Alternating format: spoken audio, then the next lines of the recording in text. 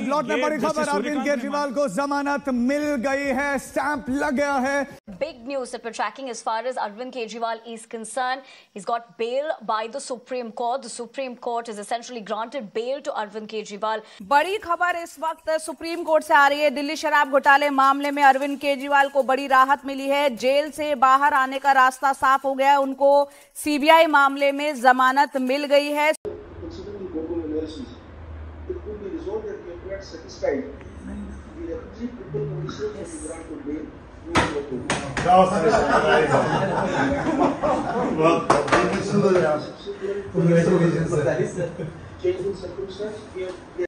तो दोस्तों, ये वो लम्हा था जब दिल्ली के मुख्यमंत्री अरविंद केजरीवाल को बेल मिल गई और जैसे ही सुप्रीम कोर्ट ने इस बात का ऐलान किया, मनीष सिसोदिया और आतिशी मरलेना ने एक दूसरे को गले लगा लिया। जी हां, सीबीआई के मामले में भी अरविंद केजरीवाल को बेल मिल गई है। याद कीजिएगा, इससे पहले सुप्रीम कोर्ट प्रवर्तन निदेशालय यानी कि ईडी के केस में भी कथित शराब घोटाले में अरविंद केजरीवाल को बेल दे चुकी है। वो सो कॉल्ड शराब घोटाला जिसमें एक नया पैसा रिश्वत के तौर पर जांच एजेंसीज को कहीं नहीं मिला, मगर सिर्फ गवाही के आधार पर अरविंद केजरीवाल को जेल में डाल दिया गया था, सिर्फ गवाही के आधार पर। दोस्तों, आज मैं आपको बतलाने चाहता हूं, आज जो सुप्रीम कोर्ट ने ऐलान किया है, उसने लगभग अरविंद केजरीवाल के खिलाफ जो भारतीय जनता पार्टी सरकार का केस है, उसे पूरी तरह से धराशायी कर दिया। और मैं आपको बताना चाहता हूं क्यों। सबसे पहली बात, सीबीआई के मामले में बेल मिल गई है। मैं आपको एक और चीज याद दिलाना चाहूंगा दोस्तों। याद कीजिए, कुछ हफ्तों पहले सुप्रीम कोर्ट का एक और फैसला आया था। उस फैसले में क्या कहा गया था कि ईडी की गिरफ्त में अगर कोई व्यक्ति होगा तो उसकी गवाही के आधार पर किसी को गिरफ्तार नहीं किया जा सकता और उसकी गवाही को और उसके बयान को सबूत के तौर पर नहीं माना जा सकता। मैं आपको याद दिलाना चाहूंगा, माघुंटा रेड्डी का बेटा राघवा रेड्डी बयान देता है और उसी के आधार पर अरविंद केजरीवाल और बीआरएस की के कविता को गिरफ्तार किया जाता है। अब इन दोनों मामलों को मिलाइए। सुप्रीम कोर्ट द्वारा न सिर्फ ईडी बल्कि सीबीआई मामले में बेल मिलना और सुप्रीम कोर्ट का वो फैसला जिसमें उन्होंने कहा था कि ईडी की गिरफ्त में अगर कोई व्यक्ति गवाही देता है तो उसे सबूत नहीं माना जा सकता। अब इन दोनों चीजों को मिलाइए। इसीलिए मैंने कहा दोस्तों, अरविंद केजरीवाल के खिलाफ जो ये पूरा प्रोपेगेंडा है वो लगभग अब खत्म हो गया है दोस्तों। सबसे बड़ी बात, जो बात आम आदमी पार्टी लगातार कहती रही, जो बात लगातार सामने आती रही, एक पैसा रिश्वत में सामने उभर कर नहीं आया, मगर बावजूद उसके सत्येंद्र जैन जो अब भी जेल में है, मनीष सिसोदिया जो जेल में थे रिहा हो गए, संजय सिंह जेल में थे रिहा हो गए, अरविंद केजरीवाल आखिरकार सीबीआई और ईडी दोनों मामले में बेल मिल गई है। दोस्तों, सबसे बड़ी बात, जस्टिस सूर्यकांत और जस्टिस भूया ने अपनी टिप्पणी में कई महत्वपूर्ण बातें कही हैं। उनका यह कहना था कि ऐसा लग रहा था मानो सीबीआई इस बात का इंतजार कर रही थी कि ईडी के मामले में अरविंद केजरीवाल को बेल मिल जाए और हम अचानक अरविंद केजरीवाल को धर दबोचें। 22 महीने तक सीबीआई ने कोई गिरफ्तारी नहीं की और उसके बाद जाके गिरफ्तारी की जाती है, यानी कि प्रक्रिया ही सजा है। जस्टिस भूया ने तल्ख तेवर अपनाते हुए यह कह डाला है कि सुप्रीम कोर्ट के आचरण पर ढेरों सवाल उठते हैं। जिस तरह से अरविंद केजरीवाल को जेल में रखा गया है, उससे स्पष्ट है कि प्रक्रिया ही सजा है। जेल में रखो, बदनामी करो और इस पूरे मामले में एक हवा बनाओ अपने प्रचार तंत्र, अपने दो रुपल्ली ट्रोल्स और अपने आधे अधूरे अधकचरे प्रवक्ताओं के जरिए, जिसके जरिए विपक्ष के नेताओं को बदनाम किया जाए। मैं आपको बतलाना चाहूंगा दोस्तों, इस मुद्दे पर जस्टिस भूया ने कहा क्या है। एक एक शब्द पर गौर कीजिएगा जो आपके स्क्रीन पर आ रही है। सबसे पहले सीबीआई पर सवाल। उन्होंने कहा कि जिस तरह से उन्हें गिरफ्तार किया गया, इसकी टाइमिंग और इसकी जरूरत पर सवाल उठते हैं। मेरा अपना एक विचार है, हालांकि यह एक अलग विचार है, मगर मेरा मानना है कि सीबीआई की गिरफ्तारी सवाल खड़े करती है मगर सवालों के जवाब नहीं देती है। जस्टिस भूया आगे कहते हैं, as far as grounds of arrest are concerned, these would not satisfy necessity of arrest. CBI can't justify arrest and continue detention, citing evasive replies. Accused can't be compelled to make inculpatory statement. यानी इसका सरल शब्दों में कहा जाए, जहां तक जिस बुनियाद पर उन्हें गिरफ्तारी किया गया है, वो बुनियाद गिरफ्तारी की नहीं हो सकती. यानी कि जिस आधार पर गिरफ्तार किया गया है वो वाजिब नहीं है, वो ठीक नहीं है. आगे जस्टिस भूया ने यह भी कहा कि ऐसा नहीं हो सकता कि सीबीआई से सीधे सवाल किए जाएं और वो गाहे बघाए बगले झांकते हुए देखे. यानी कि इस मुद्दे पर सीबीआई से सीधे सवाल किए गए थे, मगर उन सीधे सवालों का जवाब उनके पास नहीं था. तल्ख तेवर यहां पर जस्टिस भूया ने अपनाए सीबीआई के अपने तेवरों पर, सीबीआई की हरकतों पर. आगे, travesty of justice to keep appellant in custody on these grounds, especially as he has been granted bail in more stringent PMLA. साफ तौर पर जस्टिस भूया कह रहे थे कि prevention of money laundering act में अरविंद केजरीवाल को बेल मिल चुकी है, और हम यह ना भूलें PMLA में कानून और ज्यादा सख्त है. ऐसे में सीबीआई के पास कोई अधिकार नहीं है कि उन्हें हिरासत में रखे और उन्हें जेल में रखे. मगर मैं आपको बतलाना चाहूंगा दोस्तों, इसी के साथ सुप्रीम कोर्ट ने एक और आदेश दिया है कि अरविंद केजरीवाल फाइलों पर दस्तखत नहीं कर सकते और अपने दफ्तर नहीं जा सकते. इस मामले में खबर क्या कह रही है आपके स्क्रीन पर? फाइल पर दस्तखत नहीं कर पाएंगे और दफ्तर नहीं जा पाएंगे अरविंद केजरीवाल. यह साफ तौर पर सुप्रीम कोर्ट का आदेश देता है. आज मेरे सुप्रीम कोर्ट से कुछ सवाल. आपने PMLA वाले मामले में उन्हें पहले ही बेल दे दी थी, आज सीबीआई के मामले में आपने बेल दे दी. खुद जस्टिस भूया इस बात को लेकर सवाल उठा रहे हैं कि सीबीआई ने जिस अंदाज में गिरफ्तारी की, उसका मकसद था कि प्रक्रिया के जरिए यानी जेल में रखकर अरविंद केजरीवाल को सजा दी जाए. सबसे बड़ी बात, जो पूरा का पूरा केस भाजपा सरकार का था, माघुंटा रेड्डी के बेटे के बयान यानी कि राघवा रेड्डी के बयान के आधार पर अरविंद केजरीवाल को गिरफ्तार किया गया था. सुप्रीम कोर्ट ने अपने आदेश में पूरी तरह से उसे धराशायी कर दिया है. यह कह दिया है कि सीबीआई या ईडी की गिरफ्त में अगर कोई बयान देता है तो उसे सबूत नहीं माना जाएगा. तो फिर सुप्रीम कोर्ट ने आदेश क्यों जारी किया कि अरविंद केजरीवाल फाइलों पर दस्तखत नहीं कर सकते और अपने दफ्तर नहीं जा सकते? क्या कहीं ना कहीं सीबीआई ने यहां पर जमीन तैयार की है ताकि अरविंद केजरीवाल को मुख्यमंत्री पद से इस्तीफा देना पड़े? और मैं समझता हूं इस उम्मीद से ही कहा होगा कि संवैधानिक पद पे जो व्यक्ति बैठा है उसमें इतनी नैतिकता, इतनी शर्म बची होगी कि वो संविधान की दृष्टि से दिल्ली के जनता के हित के लिए इस्तीफा देगा. लेकिन जैसे कट्टर बेईमान अरविंद केजरीवाल से नैतिकता की उम्मीद नहीं की जा सकती है, इस आदेश के आने के बाद भी उन्होंने इस्तीफा नहीं दिया. और 6 महीने जो जेल में रहे हैं, मैं पुनः कहूंगा, एक दिन भी अगर जेल में कोई मुख्यमंत्री हो तो वो बहुत है. एक भ्रष्टाचारी इतिहास रच के जेल वाला सीएम आज बेल वाला सीएम हो गया है. और इस उम्मीद से कि जो जनता की बात हमने इस मंच से उठाई है उसका संज्ञान लेकर अरविंद केजरीवाल तुरंत इस्तीफा देंगे. हमें यह नहीं भूलना चाहिए दोस्तों, आज के इस फैसले के राजनीतिक मायने भी हैं. हरियाणा का चुनाव हो रहा है और उससे ठीक पहले अरविंद केजरीवाल रिहा हो जाते हैं. और बात वहां नहीं रुकती है दोस्तों. हम ये ना भूलें कि कांग्रेस और अरविंद केजरीवाल के बीच में गठबंधन नहीं हुआ है. आम आदमी पार्टी सभी सीटों पर चुनाव लड़ने वाली है. ऐसे में अरविंद केजरीवाल का पहले रिहा होना जाहिर सी बात है हरियाणा की राजनीति में भी भूचाल ला सकता है. बड़ा प्रश्न, क्या इसका फायदा भारतीय जनता पार्टी को होगा?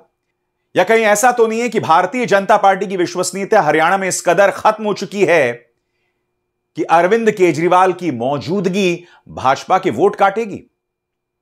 इसका फैसला मैं हरियाणा की जनता पर छोड़ता हूं और हरियाणा के जानकार ही बताएं कि अरविंद केजरीवाल के रिहा होने का फायदा भाजपा को होगा या कांग्रेस को होगा। बहरहाल इस मुद्दे पर तमाम प्रतिक्रिया आ रही हैं, पार्टी के नेताओं की प्रतिक्रिया आपके स्क्रीन पर। सबसे पहले मनीष सिसोदिया का रिएक्शन। झूठ और साजिशों के खिलाफ लड़ाई में आज पुनः सत्य की जीत हुई है। एक बार फिर नमन करता हूं बाबा साहब अंबेडकर जी की सोच और दूरदर्शिता को, जिन्होंने 75 साल पहले ही आम आदमी को किसी भावी तानाशाह के मुकाबले मजबूत कर दिया था। आपको समझना पड़ेगा दोस्तों कि मनीष सिसोदिया यहां आम आदमी किसे बना रहे हैं और तानाशाह किसे बना रहे हैं। अरविंद केजरीवाल को यहां तिरंगे के साथ दिखाया गया है और जाहिर सी बात है यहां पर लड़ाई को प्रोजेक्ट किया जा रहा है आम आदमी बनाम तानाशाह, यानी अरविंद केजरीवाल बनाम प्रधानमंत्री नरेंद्र मोदी। ये एक बार फिर से साबित हो गया है कि अरविंद केजरीवाल जी जैसा सच्चा, ईमानदार, देशभक्त, कट्टर ईमानदार नेता इस देश में नहीं है। जिनको गिरफ्तार करने के लिए भारतीय जनता पार्टी ने हजारों तरह की कुचक्र रचे, हजारों तरह की साजिशें रची। एक कट्टर ईमानदार आदमी को, काम करने वाले आदमी को, जनता के दर्द के, जनता की जिंदगी को संवारने के लिए जो काम कर रहा था, उनको उठा के जेल में डाला। इससे बड़ा पाप लोकतंत्र के इतिहास में नहीं हुआ। आज ऑनरेबल सुप्रीम कोर्ट को हम नमन करते हैं, उनको सलाम करते हैं, उनका धन्यवाद करते हैं। हम इस देश के संविधान का धन्यवाद करते हैं, बाबा साहब का धन्यवाद करते हैं, जिनके बदौलत आज सच्चाई की जीत हुई है। और ये खाली सच्चाई की जीत की बात नहीं है, झूठ भी एक्सपोज हुआ है। जिस तरह से आज ऑनरेबल सुप्रीम कोर्ट में ऑब्जर्वेशन दी गई, कहा गया कि केजरीवाल जी को ईडी की रिहाई से रोकने के लिए सीबीआई का पूरा गिरफ्तारी का मामला रचा गया। हम बार बार कह रहे थे, सिंघवी साहब ने, हमारे जो सीनियर एडवोकेट थे, उन्होंने ऑनरेबल कोर्ट के सामने बार बार ये शब्द दोहराया कि ये इंश्योरेंस अरेस्ट था, ये किसी गलत काम के लिए अरेस्ट नहीं किया गया था, कोई करप्शन के लिए अरेस्ट नहीं किया गया था।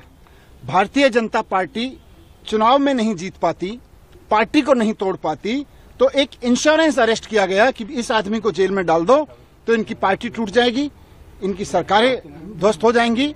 लेकिन मैं बाबा साहब को और संविधान को याद करते हुए, धन्यवाद करते हुए, ऑनरेबल सुप्रीम कोर्ट को धन्यवाद करते हुए, सिंघवी साहब का धन्यवाद करते हुए, आम आदमी पार्टी के एक एक कार्यकर्ता, एक एक लीडर, पार्षद, एमएलए, एमपी, सबको भी बधाई देना चाहता हूं, धन्यवाद देना चाहता हूं कि ऐसे संकट के समय में जब भारतीय जनता पार्टी अपनी पूरी ताकत के साथ, अपने पूरे कुचक्रों के साथ उनको कुचलने की कोशिश कर रही थी, वो टूटे नहीं, हटे नहीं, झुके नहीं, सच्चाई के साथ लड़े रहे।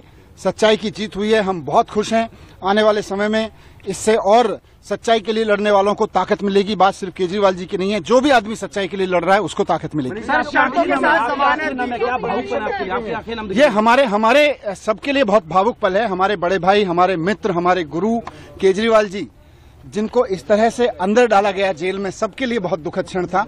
एक एक कार्यकर्ता के लिए बहुत दुखद क्षण था। लोग रोए हैं उनके लिए, इस बात के लिए लोग रोए हैं। लोगों ने प्रार्थनाएं की हैं, लोगों ने दुआएं की हैं, उनकी आज दुआएं सफल हुई हैं। मैं उनको भी धन्यवाद करना चाहता हूं। मैं ईश्वर को भी धन्यवाद करता हूं कि उन्होंने हमारी सुनी। अभी पूरी लीगल प्रोसेस होगी। ऑनरेबल सुप्रीम कोर्ट के आदेश के अनुसार जिस तरह का लीगल बॉन्ड वगैरह है, उसके बाद में वहां से एक बार सारी फॉर्मेलिटीज पूरी होने के बाद में हमारे वकील जैसे हमें निर्देशित करेंगे। फिलहाल हम अभी सभी मित्र लोग, सभी पार्टी के लोग, कुछ लोग मेरे साथ में, हम लोग साथ में थे। अभी हम केजरीवाल जी के घर जाएंगे, उनकी माताजी, जो हम सबकी माताजी हैं, आदरणीय हैं, उनके आशीर्वाद लेंगे, पिताजी का आशीर्वाद लेंगे, भाभी जी के साथ मिलेंगे। अभी हम वहां जा रहे हैं। इस मुद्दे पर संजय सिंह का बयान आपके स्क्रीन पर। लोकतंत्र में तानाशाही नहीं चलेगी, नहीं चलेगी। झुकते हैं तानाशाह, लड़ने वाला चाहिए। मोदी की अत्याचारी हुकूमत अरविंद केजरीवाल के हौसलों को नहीं तोड़ पाई। जेल के ताले टूट गए, अरविंद केजरीवाल छूट गए। झूठ का पहाड़ गिर रहा है। ईडी, सीबीआई, बीजेपी के झूठे केस का पर्दाफाश हो चुका है। सत्यमेव जयते। दोस्तों, अरविंद केजरीवाल कम से कम 3 से 4 महीने जेल में थे और आखिरकार उनकी रिहाई हो गई। मगर कहीं ना कहीं भारतीय जनता पार्टी को एक जरिया मिल गया है अब भी अरविंद केजरीवाल पर प्रहार बोलने के लिए, क्योंकि सुप्रीम कोर्ट ने कह दिया है कि वो किसी फाइल पर दस्तखत नहीं कर पाएंगे। मगर मैं आपको बतलाना चाहूंगा, इसका भी विरोध एक जज ने किया। 2 जजेस का फैसला था, उनमें से एक जज ने कहा कि यह फैसला क्यों किया गया है मैं समझ नहीं पा रहा हूं। क्यों अरविंद केजरीवाल को फाइल में दस्तखत करने की आजादी नहीं है? मैं आपको बतलाना चाहता हूं इस मुद्दे पर जस्टिस भूया ने क्या कहा। आपके स्क्रीन पर अंग्रेजी में बयान है, मैं फिर उसका हिंदी में अनुवाद करता हूं। Justice Bhuya, I have serious reservations from the conditions which bar Kejriwal from entering office or sign files, but I am not commenting due to judicial restraint as it was in a different ED case. यहां पर justice भूया कहते हैं कि मुझे गहरी आपत्ति है उस शर्त पर जिसमें केजरीवाल ना फाइल्स पर दस्तखत कर पाएंगे ना अपने दफ्तर जा पाएंगे, मगर मैं इस पर कोई टिप्पणी इसलिए नहीं करना चाहता हूं क्योंकि इसको लेकर कुछ न्यायिक संयम बरतना होगा, क्योंकि यह मामला ईडी के केस में था। दोस्तों, जब ईडी को लेकर फैसला आया था तो यह शर्त जो है उस वक्त लगा दी गई थी, मगर सुप्रीम कोर्ट ने इस पर कोई टिप्पणी नहीं की। मैं बार बार कह रहा हूं दोस्तों, सुप्रीम कोर्ट को यह बात समझनी पड़ेगी कि यह आपका अपना फैसला था, जिसमें आपने कह दिया था कि जो व्यक्ति गवाही देगा ईडी के कब्जे में, ईडी की हिरासत में, उसे सबूत नहीं माना जाएगा। यह पूरा मामला खड़ा हुआ है क्योंकि एक राघव रेड्डी ने अरविंद केजरीवाल के खिलाफ गवाही दी, उनके पिता भाजपा गठबंधन में चले गए, उनके खिलाफ कोई केस नहीं बनाया गया, और यही टिप्पणी तो सुप्रीम कोर्ट ने की थी कि ऐसा कैसे हो सकता है कि एक व्यक्ति को आप गवाह बना देते हैं और दूसरे व्यक्ति को आप जेल में डाल देते हैं। स्वाभाविक सी बात है, ये तमाम मुद्दे हैं जिस पर भारतीय जनता पार्टी सरकार कटघरे में है। आपको समझना पड़ेगा दोस्तों, ये भारतीय जनता पार्टी की राजनीति है। जो विपक्ष या विपक्षी नेता उनके पाले में शामिल ना हो, उन्हें जेल में डाल दिया जाए या जेल का डर दिखलाया जाए।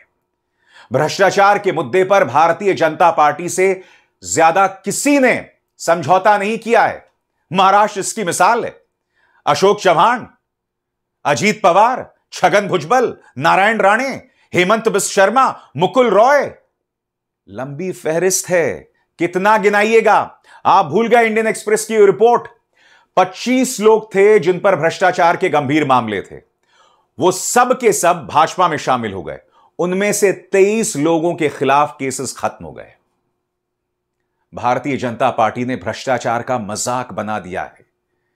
इसीलिए अरविंद केजरीवाल पर सीबीआई को लेकर, ईडी को लेकर सुप्रीम कोर्ट का जो फैसला आया है और ईडी की हिरासत में गवाहों की गवाही को लेकर जो फैसला आया है, वो मील का पत्थर साबित होगा। मैं उम्मीद करता हूं दोस्तों, भारतीय जनता पार्टी इस बात को समझेगी कि यह राजनीति इससे नहीं चल सकती, क्योंकि कभी ना कभी इसको लेकर पर्दाफाश होगा, जो अब होता दिखाई दे रहा है। मैं आपको बतलाना चाहूंगा दोस्तों, इस मुद्दे पर आम आदमी पार्टी ने प्रेस कॉन्फ्रेंस भी की है। आइए सुनते हैं पार्टी के नेता क्या कह रहे हैं। दिल्ली के लोकप्रिय मुख्यमंत्री अरविंद केजरीवाल जी की रिहाई बेल के संबंध में जो आज फैसला दिया है, वो कई मायने में महत्वपूर्ण है। सबसे पहले तो निश्चित रूप से आम आदमी पार्टी के लिए, दिल्ली सरकार के लिए, हम सब के लिए, हम सब के परिवारों के लिए ये बहुत बड़ी राहत की बात है, बहुत भावुक क्षण है कि हमारे भाई, हमारे प्रिय नेता, हमारे गुरु, राजनीतिक गुरु अरविंद केजरीवाल जी भारतीय जनता पार्टी के तमाम कुचक्रों के बाद बाहर आएंगे। उनकी तमाम साजिशें रखी की रखी रह जाएंगी भारतीय जनता पार्टी वालों की। लेकिन साथ साथ बात सिर्फ केजरीवाल जी की जमानत की नहीं है। आज माननीय सुप्रीम कोर्ट ने भारतीय जनता पार्टी को भी एक बहुत बड़ा संदेश दिया है कि तुम्हें अपनी तानाशाही बंद करनी पड़ेगी। आज माननीय सुप्रीम कोर्ट का आदेश भारतीय जनता पार्टी के मुंह पे एक कड़ा तमाचा है कि आप एजेंसियों का दुरुपयोग कर रहे हो। आपने एजेंसियों को अपना केज पैरेट बना के रखा हुआ है। ऑनरेबल सुप्रीम कोर्ट ने बहुत साफ शब्दों में कहा कि सीबीआई केज पैरेट की तरह से काम कर रही है।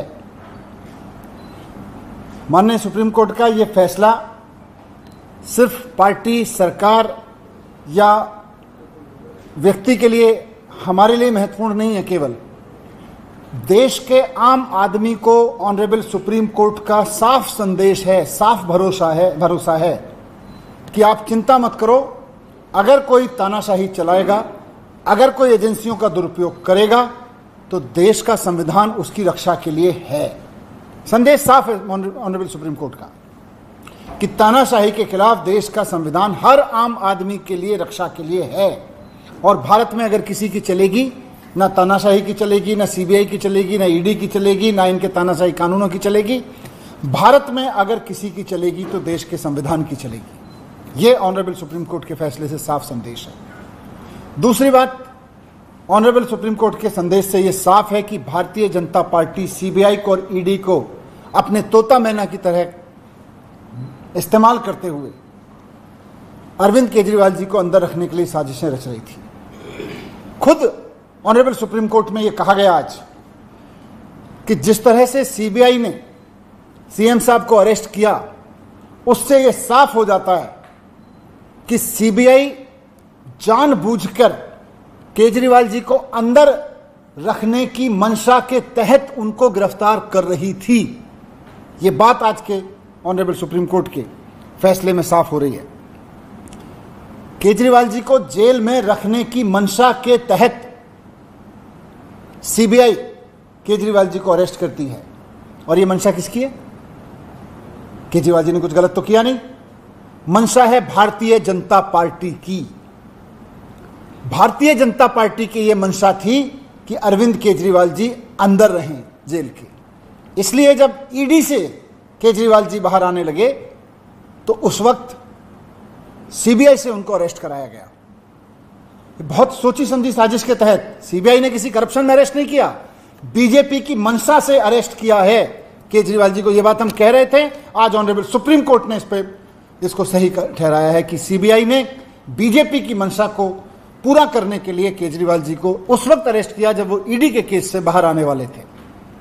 तो भारतीय जनता पार्टी को इस पर थोड़ा सा आत्मावलोकन करना चाहिए, शर्म महसूस करनी चाहिए इस बात के लिए कि इतना खुलेआम वो सीबीआई का दुरुपयोग कर रही थी। आज सुप्रीम कोर्ट में एक्सपोज हो गई है बुरी तरह से भारतीय जनता पार्टी। थोड़ा उनको माफी मांगनी चाहिए देश से, देश के संविधान से, बाबा साहब से माफी मांगनी चाहिए भारतीय जनता पार्टी को कि किस तरह से वो एजेंसियों का दुरुपयोग करके दिल्ली के एक चुने हुए मुख्यमंत्री को अंदर डालते हैं, एक कट्टर ईमानदार आदमी को अंदर डालते हैं, और फिर जब एक एजेंसी के झूठे मुकदमों से वो छूटने वाले होते हैं तो फिर दूसरी एजेंसी को लगा के उनको अरेस्ट करवा देते हैं। यह बात आज एक्सपोज हो गई केजरीवाल जी के संबंध में, मुकदमे के जो बेल के संबंध में उन्होंने दिया।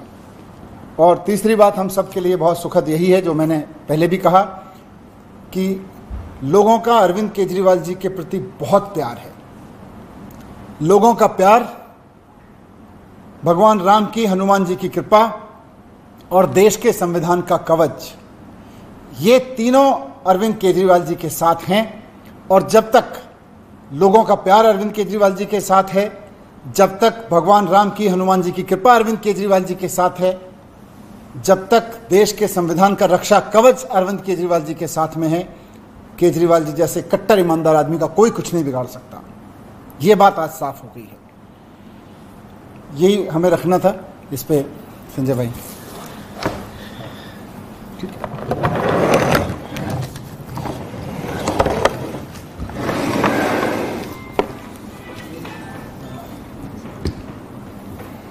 पहले दिन से ही हम लोग ये कह रहे हैं कि ये पूरा मामला झूठ की बुनियाद पे खड़ा किया गया है, और इस झूठ को फैलाने में, इस झूठ को बनाने में जिम्मेदार कौन है? देश की सरकार, मोदी जी की सरकार, देश की तानाशाह हुकूमत, जिसने ईडी और सीबीआई को मिलाकर झूठ का पहाड़ खड़ा किया अरविंद केजरीवाल को बदनाम करने के लिए, आम आदमी पार्टी को बदनाम करने के लिए, हमारे नेता और हमारी पार्टी को खत्म करने के लिए। लेकिन आज मनीष सिसोदिया जी की रिहाई, उसके बाद बाकी सारे लोगों की रिहाई, और अब हमारे पार्टी के मुखिया अरविंद केजरीवाल जी की रिहाई ने यह साबित कर दिया है कि भारतीय जनता पार्टी के झूठ का पहाड़ ध्वस्त हो चुका है। माननीय सर्वोच्च न्यायालय का फैसला, जिसमें साफ तौर पे कहा गया कि जब ईडी से उनको जमानत मिल गई तो 22 महीने बाद वो सीबीआई सो के जागती है, जिसने 22 महीने पहले केजरीवाल जी से पूछताछ की थी, 22 महीने बाद सो के जागती है कि केजरीवाल को अरेस्ट करना है। इसका मतलब सीबीआई की अरेस्ट, ईडी की अरेस्ट, ये अपने खुद की जांच एजेंसी की अरेस्ट नहीं थी, नरेंद्र मोदी सरकार के द्वारा कराई गई अरेस्ट थी। तो तानाशाही का अंत होता है, झुकते हैं तानाशाह, झुकाने वाला चाहिए, और वो झुकाने वाला व्यक्ति है अरविंद केजरीवाल, जिन्होंने अपने संघर्ष की बदौलत, अपनी ईमानदारी की बदौलत, अपनी निष्ठा की बदौलत दिल्ली के और देश के लोगों की सेवा करके पूरे देश में अपनी लोकप्रियता हासिल की है। उनको जेल के सीकचों के पीछे आप नहीं रख सकते, जेल के सीकचों के पीछे रख के उनके हौसलों को आप तोड़ नहीं सकते। तो ये आम आदमी पार्टी के एक एक कार्यकर्ता के लिए बहुत खुशी का क्षण है, पूरे देश के लिए और दिल्ली के लिए बहुत ही खुशी का क्षण है। अब हरियाणा और दिल्ली के रण में भारतीय जनता पार्टी को बुरी तरीके से हम लोग पराजित करेंगे, और केजरीवाल जी के बाहर आने के बाद उस अभियान में भी बहुत बड़ी मजबूती मिलेगी। आज फिर से एक बार सुप्रीम कोर्ट ने यह कहा कि सीबीआई सरकार का तोता है। तोता मैना, ईडी, सीबीआई, इनका इस्तेमाल करके आप बाबा साहब के संविधान को खत्म नहीं कर सकते। इनका इस्तेमाल करके आप लोकतंत्र की हत्या नहीं कर सकते। इनका इस्तेमाल करके आप दिल्ली की चुनी हुई सरकार को खत्म नहीं कर सकते। अरविंद केजरीवाल की ईमानदारी और उनकी लोकप्रियता को खत्म नहीं कर सकते। यह सुप्रीम कोर्ट के फैसले से साबित हुआ है। तो मैं फिर से एक बार अपनी पार्टी की ओर से, केजरीवाल जी की ओर से, देश के उन तमाम लोगों को और तमाम राजनीतिक दलों को, इंडिया गठबंधन को, जिसने इस पूरी लड़ाई में हम लोगों का साथ दिया, सबको हृदय से आभार व्यक्त करते हैं कि इस अभियान में, इस लड़ाई में, इस संघर्ष में उन्होंने हमारा साथ दिया।